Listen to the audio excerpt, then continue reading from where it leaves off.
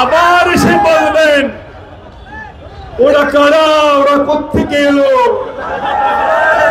কাকু এসে সুন্দরী পরিবেষ্টিত হয়ে বলবেন, আহারে আমার নেত্রীর উন্নয়ন, গ্রামে গ্রামে বিউটি পার্লার হয়ে গেছে।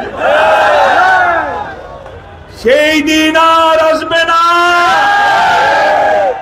স্বপ্ন দেখেন, স্বপ্নে রুই মাছই তো খাবেন, পুঁটি মাছ খাবেন কেন? খাইবেন।